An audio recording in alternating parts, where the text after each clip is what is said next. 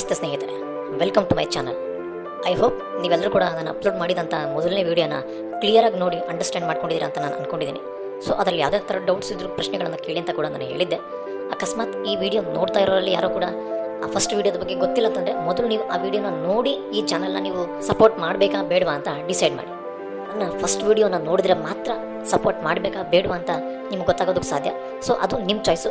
ಯಾರೆಲ್ಲ ಈ ವಿಡಿಯೋ ನೋಡ್ತಾ ಇದ್ದೀರಾ, ನನ್ನ ಫಸ್ಟ್ ವೀಡಿಯೋ ನೋಡಿಲ್ಲದೆ ಇರೋರು ಡಿಸ್ಕ್ರಿಪ್ಷನಲ್ಲಿ ಲಿಂಕ್ ಕೊಟ್ಟಿದ್ದೀನಿ. ಸೊ ಆ ವಿಡಿಯೋನ ಒಂದ್ಸಲ ನೋಡಿ ನಂತರದಲ್ಲಿ ನನ್ನ ಚಾನಲ್ಗೆ ಸಪೋರ್ಟ್ ಮಾಡಬೇಕಾ ಬೇಡವಾ ಅಂತ ನೀವು ಡಿಸೈಡ್ ಮಾಡಿ ಸಪೋರ್ಟ್ ಮಾಡಿ. ಆ ವಿಡಿಯೋದಲ್ಲಿ ಮೇಯ್ನಾಗಿ ನೋಟಿಸ್ ಮಾಡಿರ್ಬೋದು, ಈ ವಾಯ್ಸ್ ಯಾಕೆ ಹೀಗಿದೆ ರಾಗದಲ್ಲಿ, ಒರಿಜಿನಲ್ ವಾಯ್ಸ್ ಹಾಕಿಲ್ಲ ಅಂತೇಳಿ. ಸೊ ನನ್ನ ವಾಯ್ಸ್ ಆ್ಯಕ್ಚುಲಿ ಚೆನ್ನಾಗಿದೆ, ಆದರೆ ಸಮಥಿಂಗ್ ಡಿಫ್ರೆಂಟಾಗಿ ಮಾಡಿದರೆ ಏನಾದರೂ ಚೆನ್ನಾಗಿರುತ್ತೆ ಕ್ರಿಯೇಟಿವ್ ಆಗಿ ಅಂತೇಳಿ ಯೋಚನೆ ಮಾಡಿ ಆ ಥರ ಮಾಡಿದ್ದೀನಿ ಅಷ್ಟೇ. ಅದ್ರ ಬೇಕಾದ್ರೆ ಜಾಸ್ತಿ ಥಿಂಕ್ ಮಾಡೋಕೆ ಹೋಗ್ಬೇಡಿ, ಅದರಿಂದ ಏನು ಸಮಸ್ಯೆ ಇಲ್ಲ. ಐಡಿಯಾ ತುಂಬಾ ಚೆನ್ನಾಗಿದೆಯಲ್ಲ. ಏನು ಕಂಠನೋ ನಿಂದು, ಒಳ್ಳೆ ಗಾಢ ಮಧುರವಾದ ಕಂಠ. ಬೆಳಿಗ್ಗೆ 3 ಗಂಟೆ ನೀರಲ್ಲಿ ನಿಂತ್ಕೊಂಡು ಪ್ರಾಕ್ಟೀಸ್ ಮಾಡ್ತಾವ್ರೋ ಕಂಠ ಇದು.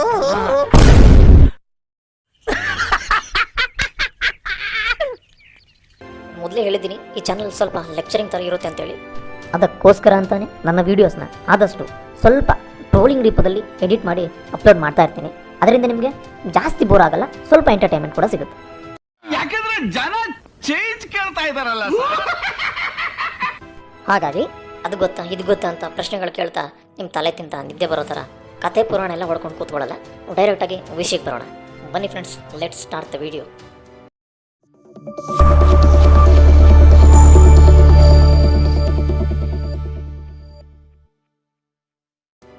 ರಾಜ ಮನೆತನಗಳು ಇದ್ದಂಥ ಕಾಲದಲ್ಲಿ ರಾಜರೆಲ್ಲರೂ ಯಾವ ಥರ ಜೀವನವನ್ನು ಲೀಡ್ ಮಾಡ್ತಾಯಿದ್ರು, ಎಂಜಾಯ್ ಮಾಡ್ತಾಯಿದ್ರು, ಯಾವ ಥರದ ಲಕ್ಸುರಿ ಲೈಫನ್ನು ಲೀಡ್ ಮಾಡ್ತಾಯಿದ್ರು ಅಂತ ನಿಮ್ಗೆ ಬಹಳ ಚೆನ್ನಾಗಿ ಗೊತ್ತಿದೆ. ಅಂಥ ರಾಜರೆಲ್ಲ ಉಳ್ಕೊಳ್ತಿದ್ದಂಥ ರಾಯಲ್ ರೆಸಿಡೆನ್ಸ್ ಹಳೆ ಕಾಲದಂಥವು ಇನ್ನೂ ಕೂಡ ಕೆಲವಿವೆ. ಅಟ್ ಪ್ರೆಸೆಂಟ್ ಅತಿ ಹಳೆಯದಾದ ರಾಯಲ್ ರೆಸಿಡೆನ್ಸ್ ಅಂದರೆ ವಿಂಡ್ಸರ್ ಕ್ಯಾಸಲ್. ಈ ಕೋಟೆ 1000 ವರ್ಷಗಳಷ್ಟು ಹಳೆಯದಾಗಿದೆ. ಹಾಗೆ ಪ್ರಪಂಚದಲ್ಲಿ ಅತ್ಯಂತ ದೊಡ್ಡದಾದ ರಾಯಲ್ ರೆಸಿಡೆನ್ಸ್ ಕೂಡ ಇದೇನೆ. ಈ ಕೋಟೆಯನ್ನು ಬರೋಬ್ಬರಿ 13 ಎಕರೆ ಜಾಗದಲ್ಲಿ ಕಟ್ಟಿದ್ದಾರೆ. 1070ರಲ್ಲಿ ವಿಲಿಯಂ ದಿ ಕಾನ್ಫೆರರ್ ಈ ಕೋಟೆಯನ್ನು ಕಟ್ಟಿಸ್ತಾನೆ. ಈ ಕೋಟೆಯನ್ನು ಕಟ್ಟೋಕೆ ಬರೋಬ್ಬರಿ 16 ವರ್ಷ ಸಮಯ ಹಿಡಿಸಿದೆ. ಅಯ್ಯೋ ಬಹಳ ಕಷ್ಟಪಟ್ಟಿದ್ಯಾ ಬಿಡು. ಝರೀಫಾ ಸಲೋಹೋವಾ ಇವರು ಅಜರ್ಬೈಜಾನ್ನ ಬಕೂಸ್ ಅಸೋಸಿಯೇಷನ್ ಆಫ್ ವುಮೆನ್ನ ಚೇರ್ಮನ್. ಇವರು ಫೆಬ್ರವರಿ 1932ರಲ್ಲಿ ಜನಿಸ್ತಾರೆ. ಇವರು 92 ವರ್ಷಗಳ ಕಾಲ ಜೀವಿಸ್ತಾರೆ. ಇವ್ರಿಗೆ ಬುಕ್ಸ್ ಅಂದರೆ ಭಾಳ ಇಷ್ಟ. ಈ ಪುಸ್ತಕದ ಮೇಲಿನ ಪ್ರೇಮದಿಂದ ಅಜರ್ಬೈಜಾನ್ನ ಬಕೂನಲ್ಲಿ ಮಿನಿಯೇಚರ್ ಬುಕ್ಸ್ ಮ್ಯೂಸಿಯಂನ 2002ರಲ್ಲಿ ಕಟ್ಟಿಸ್ತಾರೆ. ಅದರ ಹೆಸರು the Baku's museum of miniature books ಅಂತ. ಈ ಮ್ಯೂಸಿಯಂನಲ್ಲಿ 70ಕ್ಕೂ ಹೆಚ್ಚು ದೇಶದ ಜನರು 5000ಕ್ಕೂ ಹೆಚ್ಚು ಬುಕ್ಸ್ನ ಪಬ್ಲಿಷ್ ಮಾಡಿದ್ದಾರೆ. ಈ ಮ್ಯೂಸಿಯಂ ಪ್ರಪಂಚದಲ್ಲಿ ಅತಿ ಹೆಚ್ಚು ಬುಕ್ಸ್ ಇರೋ ಮಿನಿಯೇಚರ್ ಬುಕ್ಸ್ ಮ್ಯೂಸಿಯಂ ಅಂತ ಗಿನ್ನಿಸ್ ಬುಕ್ನ ರೆಕಾರ್ಡ್ ಲಿಸ್ಟಲ್ಲಿ ಸೇರಿದೆ. ಸಬ್ವೇ, ಇದ್ರ ಬಗ್ಗೆ ನಿಮಗೆ ಗೊತ್ತೇ ಇದೆ. ಬ್ಯುಸಿಯಾಗಿರೋ ಈ ಪ್ರಪಂಚದಲ್ಲಿ ಅಪ್ಡೇಟ್ ಆಗಿರೋ ಟೆಕ್ನಾಲಜಿಯನ್ನು ಬಳಸ್ಕೊಂಡು ಅಂಡರ್ಗ್ರೌಂಡ್ನಲ್ಲಿ ಟ್ರಾನ್ಸ್ಪೋರ್ಟೇಷನ್ಗಾಗಿ ಬಳಸೋ ರೈಲ್ವೆ ಸಿಸ್ಟಮ್ನ ಸಬ್ವೇ ಅಂತ ಕರೀತಾರೆ. ಈ ಸಬ್ವೇ ಟೆಕ್ನಾಲಜಿಯನ್ನು ಮೊದಲು ಲಂಡನ್ನಲ್ಲಿ ಸ್ಟಾರ್ಟ್ ಮಾಡ್ತಾರೆ. ಅದು 1863ರಲ್ಲೇ ಸ್ಟಾರ್ಟ್ ಮಾಡ್ತಾರೆ. ಅಟ್ ಪ್ರೆಸೆಂಟ್ ಪ್ರಪಂಚದ ಲಾಂಗೆಸ್ಟ್ ಮೆಟ್ರೋ ಲೈನ್ ಚೀನಾದ ಶಾಂಘೈನಲ್ಲಿದೆ. ಈ ಮೆಟ್ರೋ ಲೈನ್ ಟೋಟಲ್ 831 ಕಿಲೋಮೀಟರ್ನಷ್ಟು ಉದ್ದ ಇದೆ.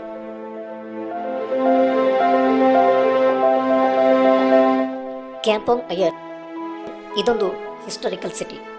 ಈ ಸಿಟಿಯನ್ನು ಫ್ಲೋಟಿಂಗ್ ಸಿಟಿ ಅಂತಾನೂ ಕೂಡ ಕರೀತಾರೆ. ಯಾಕಂತಂದರೆ ಬ್ರುನೆ ರಿವರ್ ಮೇಲೇ ಇಲ್ಲಿನ ಆಲ್ಮೋಸ್ಟ್ ಆಲ್ ಮನೆಗಳು ಕಟ್ಟಿದ್ದಾರೆ.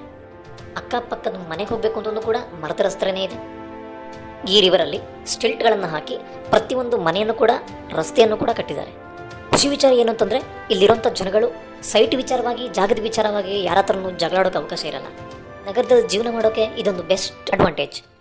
ನೋಡ್ರೆ, ಬೀಡಿ ಸೇದಿದ್ರೆ ಹೊಗೆ ಬರುತ್ತೆ ಹೊರತು ಹೊಗೆ ಸೇದಿದ್ರೆ ಯಾವತ್ತೂ ಬೀಡಿ ಬರಲ್ಲ. ಜೀವನದಲ್ಲಿ ನಂಬಿಕೆ ಮುಖ್ಯ. ಗ್ರೀಕ್ನ ಪೆರೋಸ್ನಲ್ಲಿ 4th ಸೆಂಚುರಿಗೆ ಸೇರಿದಂಥ ಒಂದು ಚರ್ಚ್ ಇದೆ. ಆ ಚರ್ಚ್ ಹೆಸರು ಪನಗಿಯಾ ಎಕತಂಟೋಪಿಲಿಯಾನಿ. ಈ ಹೆಸರಿನ ಮೀನಿಂಗು 100 ಬಾಗಿಲಿರುವಂಥ ಚರ್ಚ್ ಅಂತ. ಈ ಚರ್ಚಲ್ಲಿ ಹುಡುಕೊಂಡ್ರೂ ಕೂಡ 100 ಬಾಗಿಲು ಸಿಗಲ್ಲ. ಆದರೆ ಆ 100 ಬಾಗಿಲುಗಳು ಸೀಕ್ರೆಟ್ ಆಗಿದೆ ಅಂತ ಇಲ್ಲಿನ ಜನರ ನಂಬಿಕೆ.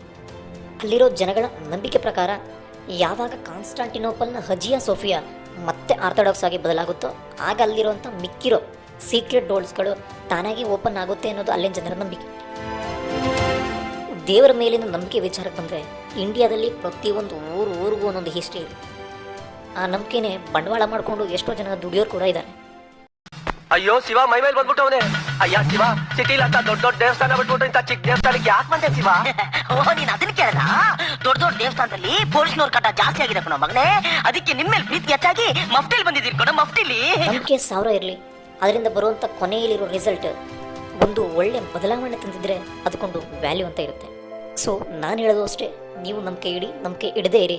ನಿಮ್ಮ ಒಳಗಿನ ಆತ್ಮಸಾಕ್ಷಿಗೆ ಯಾವತ್ತೂ ಋಣಿಯಾಗಿರಿ, ಲಾಯಲ್ ಆಗಿರಿ.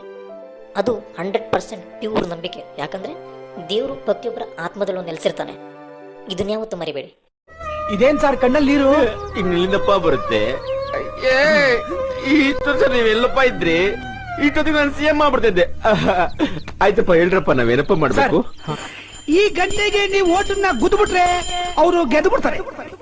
ಗುದ್ದುತ್ತೀರಲ್ಲ? ಇದಿಷ್ಟು ಈ ವಿಡಿಯೋದ ವಿಶೇಷ. ಇಷ್ಟ ಆದರೆ ಲೈಕ್ ಮಾಡಿ. ನಮ್ಮ ಯೂಟ್ಯೂಬ್ ಚಾನಲ್ನ ಇಂಟೆನ್ಷನ್ ನಿಮಗೆ ಇಷ್ಟ ಇದ್ದರೆ ಸಬ್ಸ್ಕ್ರೈಬ್ ಮಾಡಿ. ನಿಮ್ಮ ಫ್ರೆಂಡ್ಸ್ಗಳಿಗೂ ಕೂಡ ನನ್ನ ಮೊದಲನೇ ವಿಡಿಯೋನ ತಪ್ಪದೆ ಶೇರ್ ಮಾಡಿ. ಯಾಕಂದರೆ ನನ್ನ ಚಾನಲ್ಗೆ ಅದೇ ತುಂಬ ಇಂಪಾರ್ಟೆಂಟ್.